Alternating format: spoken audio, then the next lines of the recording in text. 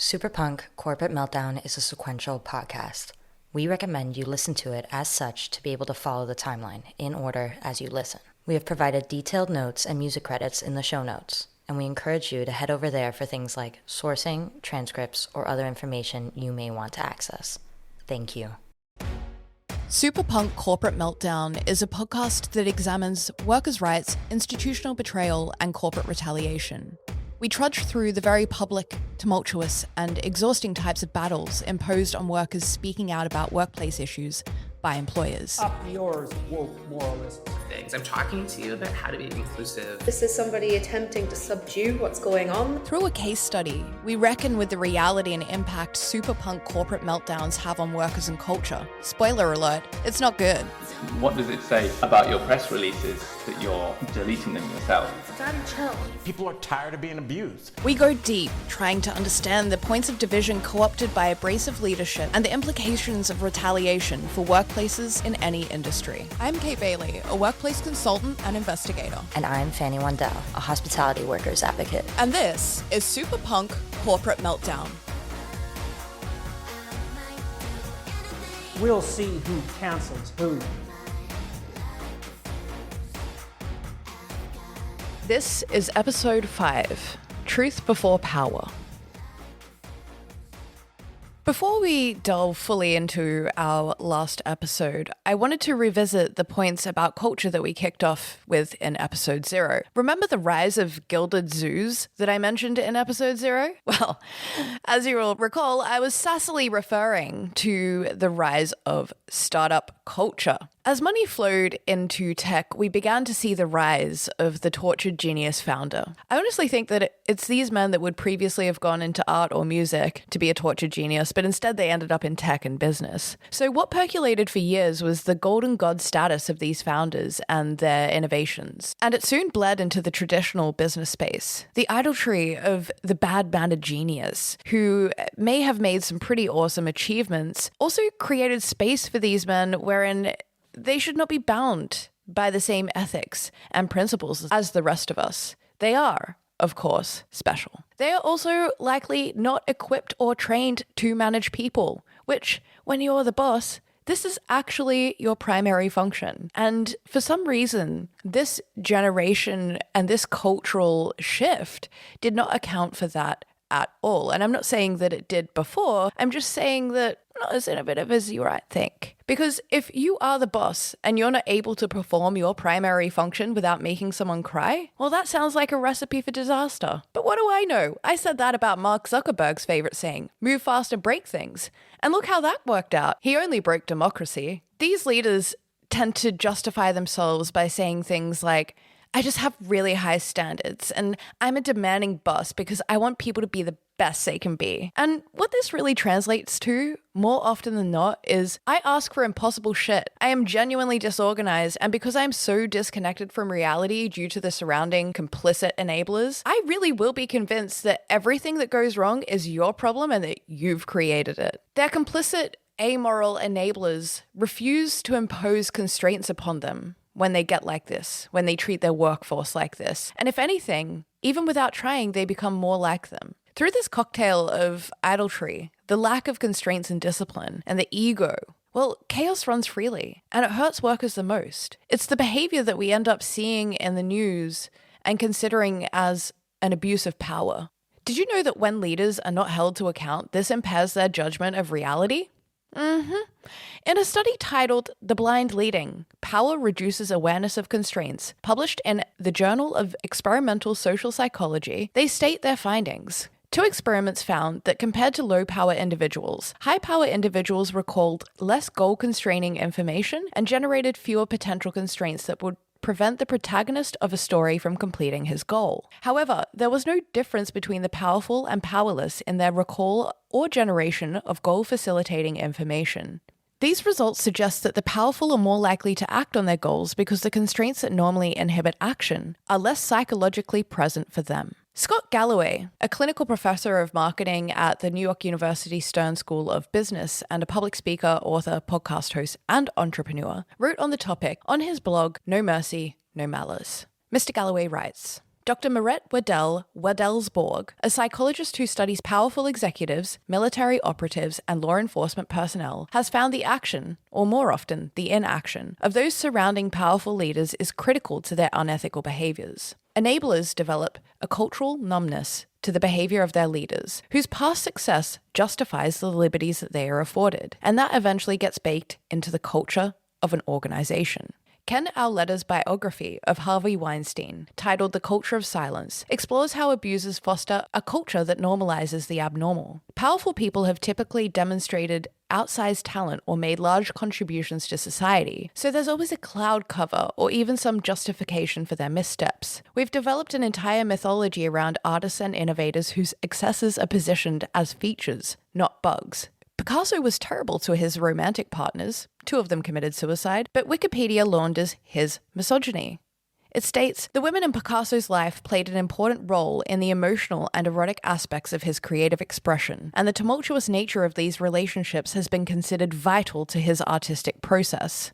No, he was an asshole. Since Steve Jobs, the gestalt in tech is that a talented, nice CEO is talented. A talented CEO who is unreasonable is a genius. The powerful skirt guardrails and remove them altogether with enablers. For enablers, criticism of the leader, no matter how justified, feels like criticism of the followers who've accepted his behavior. Shamelessness has become a leader's superpower. The willingness to flout critics draws followers who lack the same power and conflate malinformed behavior with leadership and validation of their success.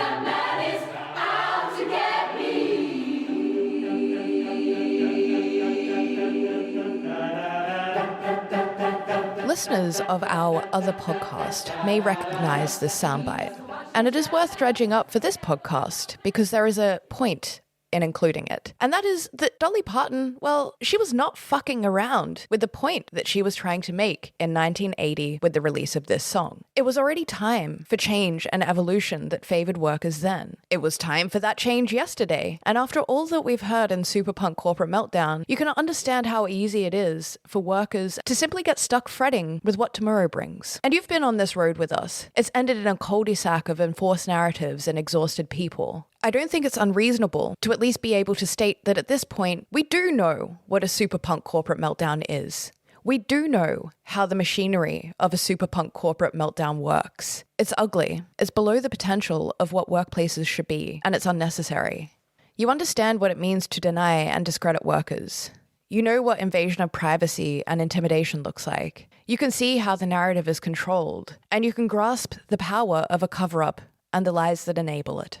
Workers have the right to speak up when their safety or dignity is compromised in workplaces, historically or in the current day. They have the right to do so, most especially when the company refuses to engage on just terms. Institutions, from regulatory bodies to the media, are frequently failing workers when it comes to informing the public and creating a deeper understanding of how culture impacts an organization's employees, and even through to legislations that mean having real mechanisms to deal with corporate retaliation. And corporate retaliation, as you've heard, is an unchecked mechanism of punishment against workers and is a snowballing crisis unfolding before our very eyes, as institutions and legislations leave gaps just the right size for embattled companies to slip through. Should we really normalize sending private investigators after former workers because of a fraud that is claimed against a former romantic partner? Should we normalize the targeting of individuals, naming them publicly and attaching them to malicious falsehoods? Should a company be able to respond to accusations or allegations? Sure, yes, engagement is good, and there are hundreds of service providers that enable that process to take place. However, what we've heard with the case study about Brewdog is nothing short of retaliation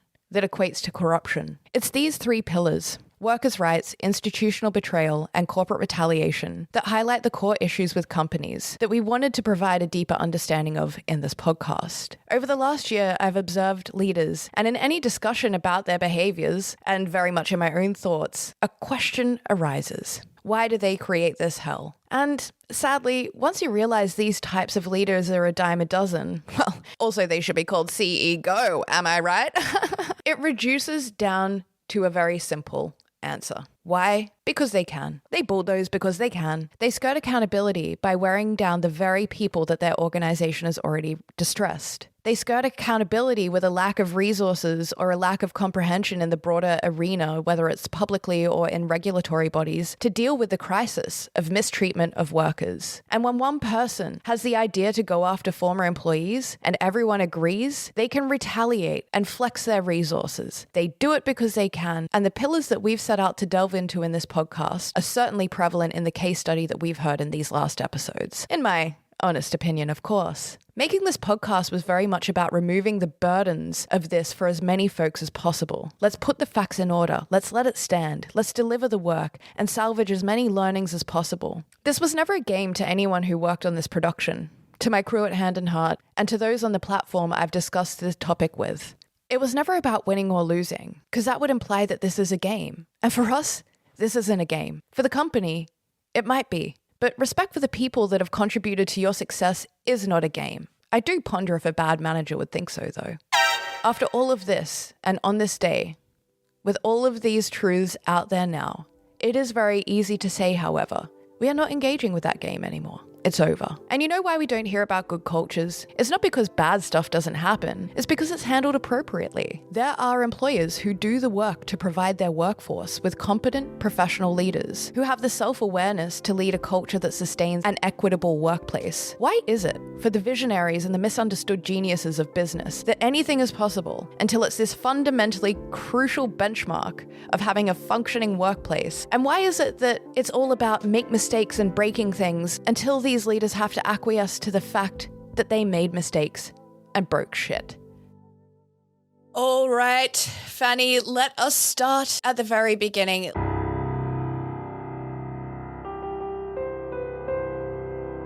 Let's do a recap of what we've covered so far in Super Punk Corporate Meltdown.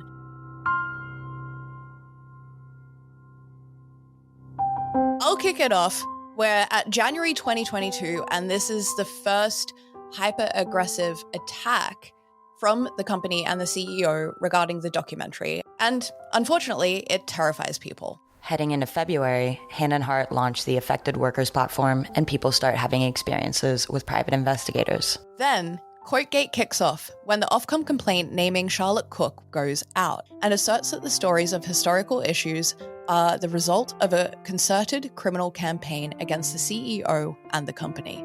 Hand and Heart is still in talks with Brewdog, trying to solve a myriad of issues, including Quotegate, fielding concerns from platform participants, while also acting as an intermediary to communication on behalf of participants with the company. The Guardian reporting comes out affirming people's experiences with investigators. The company doubles down on its assertion there is a small group of individuals engaged in a criminal conspiracy to hurt the CEO, brand, and company. Hand and Heart issues statements about the reporting and fields concerns of participants by reiterating their rights as outlined by the law, some being to issue data requests to find out why they have been targeted or implicated.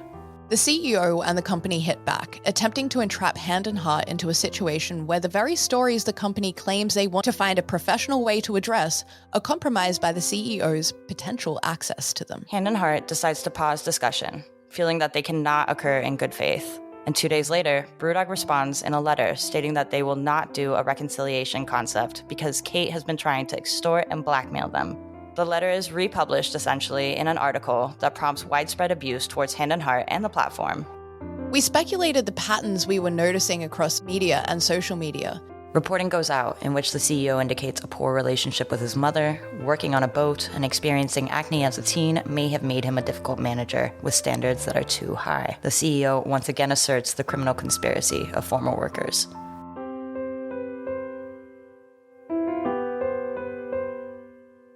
Quotegate gets cleared up, but not really at all. And then it turns out Wiser breached a participant's anonymity while conducting their independent review on behalf of Brewdog by sharing that participant's information directly with Brewdog.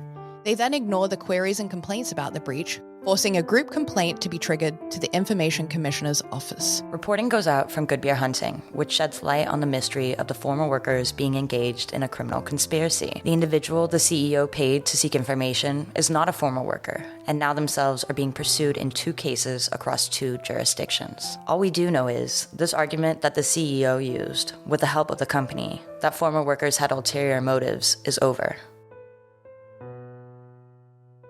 This recap, by the way, is just connected to the stories that we have shared on this podcast, and it is just the tip of the iceberg. It is simply non-stop with companies when they're in the midst of a super punk corporate meltdown. And finally, KB, tell those listening about what's next for the platform. Well, first off the bat, I'd like to quickly address anyone who considers my motivations to be underhanded when it comes to the platform or any work that I would do that is in support of workers.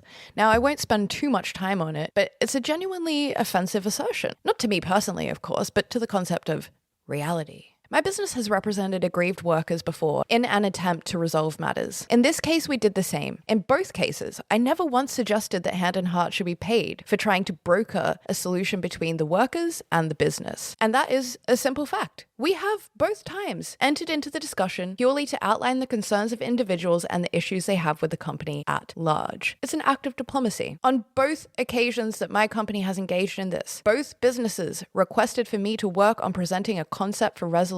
And you heard that in this podcast in relation to our case study. In the case where the proposal was accepted, it was stated to me that after hours and weeks of negotiating on the topic, that of course, Hand and Heart should be paid for their work if the company would proceed to enact the concept. In the case of Brewdog, I chose to respond to their request by suggesting my role was simply a coordinator, and that any investigators or legal professionals should be external of both companies, mine and theirs, to avoid a conflict of interest. And then when, as you've heard, Brewdog's conduct resulted in Hand and Heart pausing the discussions, we continued with the work the platform set out to do in the beginning. No former worker in any situation has ever borne costs related to their participation in any program or the services that we arrange for them to receive. We do our work. And if I was doing this to profit and make a name for myself, then I'm doing a fucking terrible job. I'm thousands down, and I'm currently working through a press standards complaint due to malicious falsehoods published against me. Not doing such a great job. But the power of this platform to proceed and push for positive changes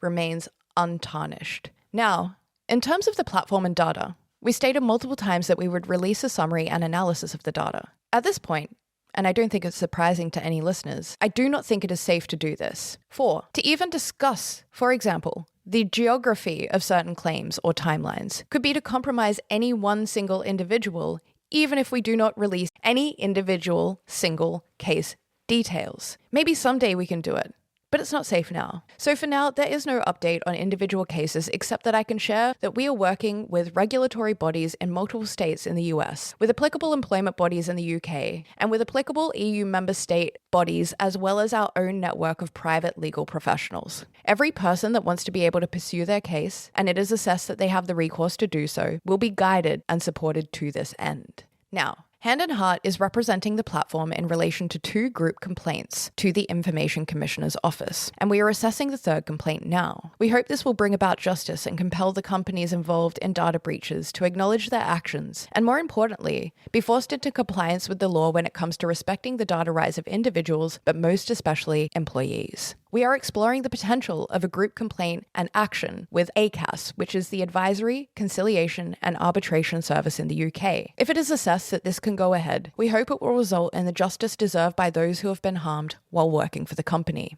Now, to address the retaliation faced by those on the platform, we have submitted a petition to the Scottish Parliament. Petitioning the Scottish Parliament is a process in which any concern formed as a petition can be submitted to the Scottish Parliament for consideration and review.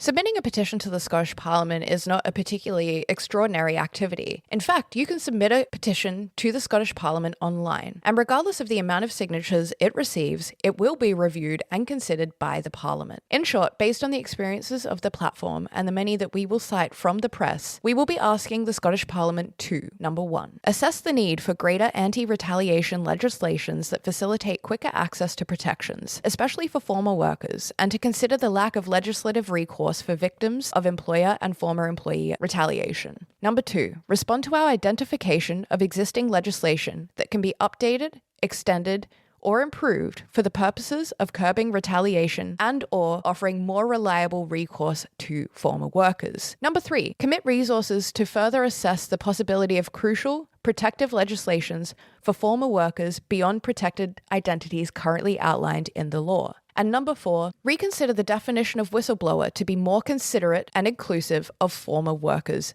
especially and, if possible, explicitly. For this, we analysed existing legislations and found gaps and holes wherein protections for former workers fell short. This is found in our petition support document, which is available on our website. It's hard to say if this will garner any success or momentum, but if it does, we would be able to take the framework of anti-retaliation legislation to other jurisdictions. There is, of course, a possibility that it fails, that it's ignored and passed off or passed along, but at least it will be documented. It will stand as a legacy of truth for those who spoke up, and it will not be in vain. We are trying to create positive change from a very negative situation. And if it fails, well, it could be the same for any of the actions that I've just outlined. But we could just tell the story of trying to make change and the system failing. Now, lastly, the only other thing that people should be aware of, I think, and this is not directly related to the platform or initiated by Hand in Heart or platform participants at all, but B Corp publicly announced an investigation into the company earlier this year. That was published on their website and described on their website. We know the platform participants and community members are keen to understand the outcome of this investigation. As I just said, we do not know the outcomes of any of the actions we are taking. But we are in it for the long haul, and the path the platform has now taken feels safe because accountability is no longer a topic we have to advocate for. These bodies have the evidence from our side, and their investigations and their recourse will provide due process for all the companies involved to submit their own evidence and make the case that they have not mistreated people. Fanny, any final thoughts that you'd like to share? I would really like to say thank you to anyone who has taken the time to listen to this podcast. I hope it was enlightening and provided some much needed context. And while I truly hope no one ever has to deal with this level of obfuscation and hostility, hopefully you can take away a few tools in case you ever find yourself in the middle of a super punk corporate meltdown. I still have quite a few unanswered questions. Questions like, is that quote Weiser gave based off of the CEO's legal proceedings with someone who isn't a former staff member? Does Weiser still conduct surveys or reviews for Brewdog, even after breaching someone's anonymity? And who, in the name of radical transparency, pays the private investigators? I would love to know. Is it the CEO personally or Brewdog the company? I've had to practice patience a lot this year, so I'm confident that as long as I keep on checking in with time, I'll know more. Like many, I am keen to keep up with the company and see how everything unfolds, such as the formal complaint still being processed or the gripping saga of whether or not the CEO will ever get his Bitcoin back. Because that's what Brewdog wants, right? They've said that they want to see the silver lining in all of this, be held accountable, and improve. So let's see how many will be able to follow along without getting smeared in the press, getting named in court documents, or crossing paths with private investigators this time.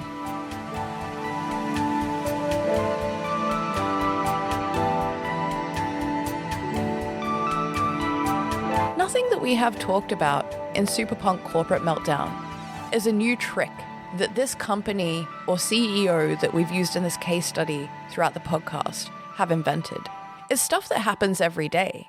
That's kind of also the problem. There's almost nothing extraordinary about the problems the company and the CEO have managed to create for themselves. But it is quite extraordinary how they've allowed it to impact the very people who gave them years of their lives for the success they now benefit from. And it is quite extraordinary that after announcing they've spent $9 million on trying to, quote, fix the culture, that the public still doesn't believe them. And the reason the public doesn't believe that they have changed is because they and the CEO keep doing the same stuff over and over again.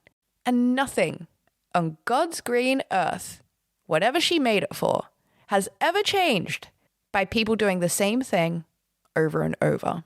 If we take anything away from the insights we've tried to inject into the course of telling this story, it is that we cannot underestimate the damage that mediocrity and incompetence, failure of corporate culture and governance, a failure to recognize the dignity of workers, and a total lack of awareness from companies and boards can do. For former workers, those who work in the space as practitioners and consumers, we just simply must endure the damage while we're watching privilege, ego, and hubris morph and shapeshift into a super punk corporate meltdown. This episode title, Truth Before Power, deviates from the super punk corporate meltdown styling, if you will, and that was an ingredients-like list that we've applied to the episode titles for 1, 2, 4. But this episode title, Truth Before Power, comes from Jenny Holzer, an artist famed for her social and political commentary. You might know her through her work Truisms or Inflammatory Essays. In an interview with Foundation Bayella, she's asked about why her work focuses on, quote, tough subjects. We don't need to work on joy. That is something that takes care of itself and is sustaining. But one must argue with cruelty, homicide, abuse of any sort. So I like to argue. With that, we want to leave the last words of this podcast for Charlotte Cook. And as you hear them, do remember that they echo the hundreds of people that have spoken up about this company, and the thousands upon thousands of people speaking up against companies worldwide, and the thousands more that suffer in silence, all trying to survive a super punk corporate meltdown.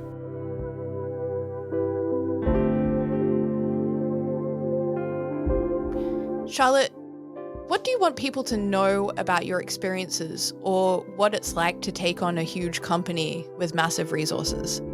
People should know that this isn't for everybody. The life of a whistleblower is not a particularly easy one. But if you are utterly convinced that you're doing the right thing, then you'll find constant reserves to keep going. They have more resources than you, but if you're telling the truth, then the truth will always win out. And as long as you stick to the truth, that's fine. Why is the truth so important to you on this topic? The truth is out there. People have been talking about it for years, but it's just been buried under a media machine. This was the first time that people had spoken about the truth and it actually got listened to. And I think it's important that people do know the truth. This CEO is getting commendations from the Chancellor, awards, various things. And it's built on something that people can't see. And again, it's holding up that mirror to make the internal external. The internal isn't the external presentation that we've seen on social media over the past few years, and it's important that people know that. What are your hopes for this situation from here? I hope that justice is served and that everybody knows that it isn't a former worker included in these court cases. I hope that people get left alone and are allowed to speak up without fear of recrimination, and that we go forward and the Brewdog can be the company that it's always been able to be, and that's an amazing one that looks after its workers very well. Do you think that this company withstanding, that craft beer can have a more equitable and equality-driven industry? It certainly can be more equitable and equality-driven. We just need to allow people to do it. Things always get things always get buried under saying stuff like a woke warrior, sexism activist. People aren't going out there to cause problems or have fights. They're going out there to make things better. And some of the people who get scared by women, especially who do that, probably need to take a good long look at themselves and maybe even a step back and allow the people who actually want the industry to change, to drive that change without being held up by meat-headed resistance. When my back's to the wall, I might do anything at all. When my back's to the wall, I might take any chance at all. When my back's to the wall, I might do anything. If you love this music, that means you love Amunda, A-M-U-N-D-A. You could find out more in our show notes where you'll also find our other credits. Thank you.